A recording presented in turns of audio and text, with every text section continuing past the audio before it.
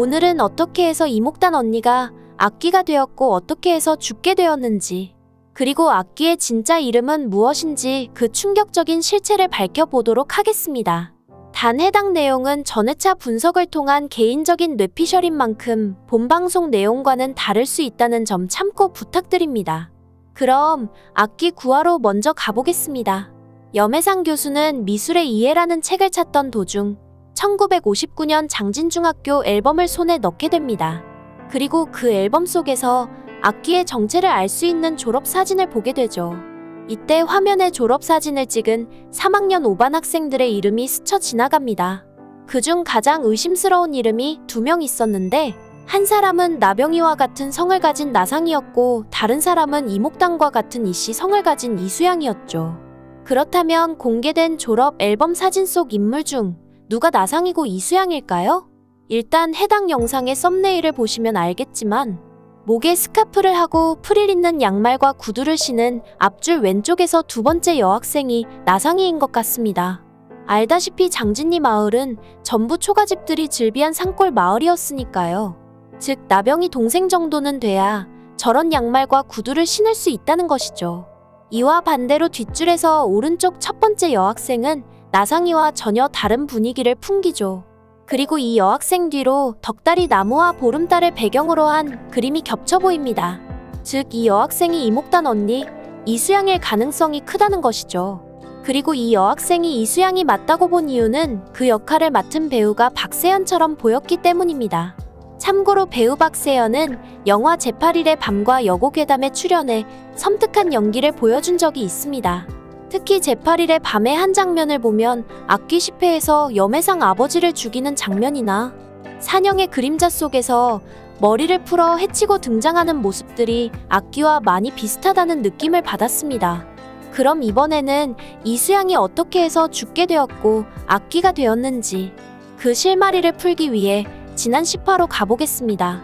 구산영은 악귀와 관련된 물건을 만졌을 때 떠올랐던 기억을 염혜상 교수에게 말합니다. 첫 번째 붉은 댕기를 만졌을 때는 거울 앞에 있는 어린 여자아이가 보였고, 두 번째 흙고무줄을 만졌을 때는 목을 맨 여자와 바다가 보였다고 말이죠. 그리고 푸른 옹기 조각을 만졌을 때는 보름달이 뜬 날 누군가 창고 안에서 죽임을 당하고 있었다고 말합니다. 마지막으로 초자병을 만졌을 때는 붉은색 가루가 든 초자병을 든 누군가가 교수님 집 앞에 서 있었다고 말하죠. 결과적으로 이 모든 기억을 종합해보면 이 기억의 주인공은 목단 언니 이수양일 가능성이 크다고 봅니다. 그럼 첫 번째 기억부터 스토리를 풀어보겠습니다. 최만월에게 붉은 댕기를 선물 받은 이목단은 언니에게 자랑하며 거울 앞에서 묶어달라고 말합니다. 그리고 언니 이수양은 동생의 예쁜 댕기를 보면서 자신도 가지고 싶은 충동을 느꼈을 것입니다.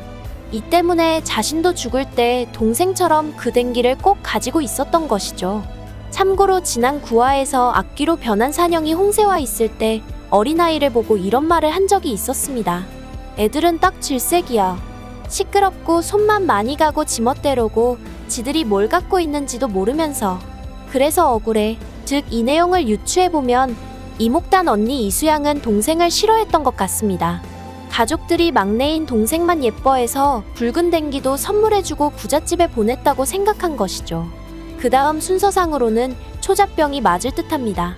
아마 이수양은 동생 이목단이 최만월을 따라서 나병의 집에 들어간 것을 보았을 테니까요. 이런 이유로 지난 8회에서 산영이가 목단이가 최만월과 함께 나병이 집에 들어가는 모습을 마치 뒤에서 몰래 지켜보듯이 본 것이죠. 그리고 자신도 동생처럼 그런 부잣집에 들어가 살고 싶었겠죠.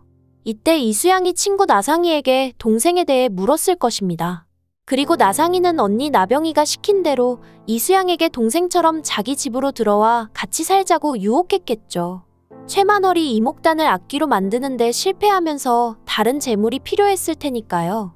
이에 이수양은 짐을 싸서 본인 스스로 나병의 집에 들어간 듯 보입니다. 이 때문에 산영이가 나병이 집 대문 앞에서 보따리를 들고 서 있는 소녀를 본 기억을 떠올린 것이죠.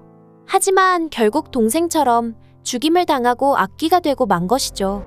창고 안에서 보름달을 보며 서서히 죽어가면서 말입니다.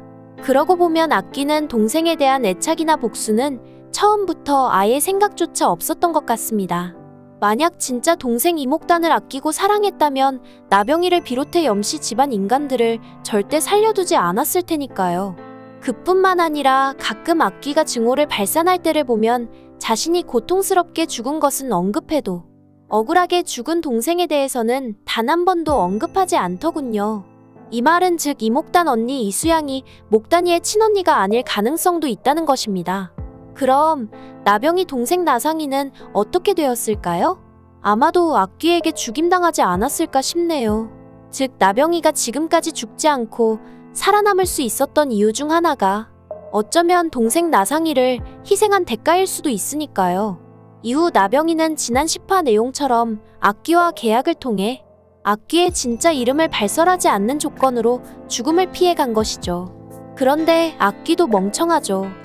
그냥 나병이를 죽이면 굳이 그런 계약을 하거나 지킬 필요도 없을 텐데 말입니다.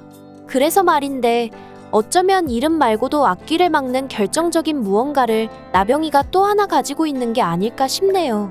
이 때문에 악귀가 나병이를 바로 죽이지 못하고 염해상과 함께 살려둔 것이겠죠. 즉 그 물건을 염해상이 나병이에게서 뺏어야만 자신이 완벽하게 부활할 수 있을 테니까요. 알다시피 지금까지 악귀의 행동을 보면 산영이와 염해상을 이용해 자신의 힘을 봉인한 물건들을 전부 무력화시키는 듯 보였으니까요. 즉 구강모 교수가 남긴 글귀는 처음부터 악귀가 자신의 힘을 되찾기 위해 꾸민 미끼였을 가능성이 크다는 것이죠. 결과적으로 악귀의 최종 목표는 나병이가 가지고 있는 것으로 추측되는 옥비녀가 아닐까 싶네요. 하지만 나병이도 결코 만만치 않는 사람인 듯 보입니다. 지난 10화에서 무방수인 날 산영이가 악귀인 척 나병이를 속였지만 나병이는 알면서도 일부러 속아 넘어가는 듯 보였으니까요. 그럼 마지막으로 흑고무줄에 대해 얘기를 해보겠습니다. 현재까지 방송된 내용을 토대로 유추해보면 흑고무줄에 목을 메고 악귀에게 죽임을 당한 사람은 이목단과 이수양의 엄마일 가능성이 매우 큽니다. 그리고 산영이가 바다를 떠올린 이유는 엄마 시체가 바다에 버려졌기 때문이겠죠. 그럼 악귀는 엄마를 왜 죽였을까요? 아마도 창고에 갇혀있을 때 최만월과 나병이의 말을 듣고 엄마가 자신과 동생을 제물로 팔아넘겼다고 생각했기 때문이 아닐까 싶네요. 그럼 악귀가 나병이 동생 나상이일 가능성은 없을까요? 전 없다고 봅니다. 그 이유는 만약 악귀의 정체가 나병의 동생 나상이었다면 이목단 가족 호적본을 봤다는 이유로 서문춘 형사를 죽일 필요는 없었을 테니까요. 오늘 준비한 내용은 여기까지입니다.